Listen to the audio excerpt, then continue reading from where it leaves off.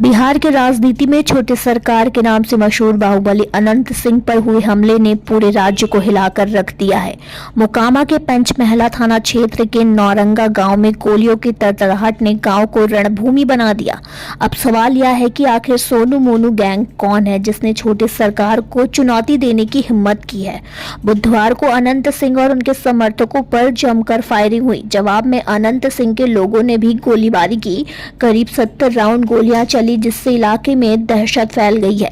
इस गोलीबारी में अनंत सिंह के 2 समर्थक घायल हुए, लेकिन उनकी जान बच गई। आरोप है कि इस हमले के पीछे ईंट भट्टा चालक सोनू और मोनू का गैंग है।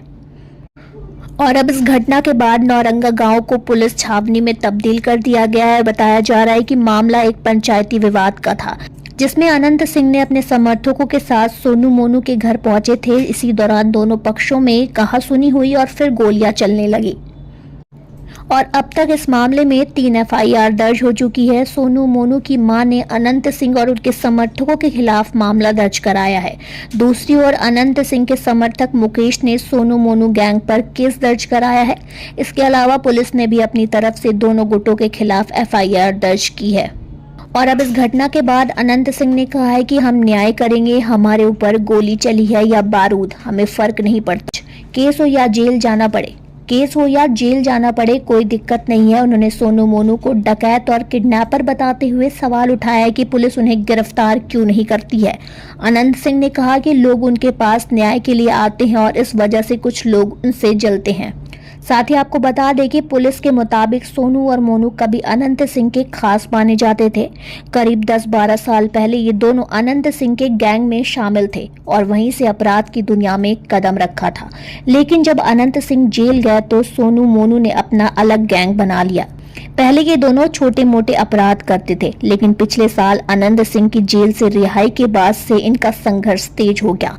अनंत सिंह की बढ़ती लोकप्रियता से डरकर सोनू मोनू ने अब उन्हें रास्ते से हटाने की कोशिश शुरू कर दी है। और साथ ही पुलिस के सूत्रों के मुताबिक घटना के समय अनंत सिंह के साथ 20 से 25 हथियारबंद समर्थक थे और वहीं सोनू मोनू के गैंग के लोग भी पूरी तैयारी के साथ आए थे। करीब आधे घंटे तक दोनों ओर से गोलीबारी होती रही, जबकि स्थानीय लोग 100 राउंड से ज्यादा फायरिंग की बात कर रहे हैं। और इस घटना ने मोकामा में एक बार फिर से गैंगवार की आशंका को जन्म दे दिया है। मोकामा जो कभी अपराध का गढ़ माना जाता था, एक बार फिर उसी अंधेरे की ओर लौटता दिख रहा है। अब सवाल यह उठता है कि बिहार पुलिस इस मामले को कितनी गंभीरता के साथ लेती है। क्या सोनू मोनू गैंग को पुलिस के दायरे में लाया जाएगा या मोकामा फिर से अपराध का गड्ढा बन जाएगा? आने वाले दिनों में अगर इस मामले पे कुछ नहीं हुआ तो यह एक बड़ा रूप ले सकता है।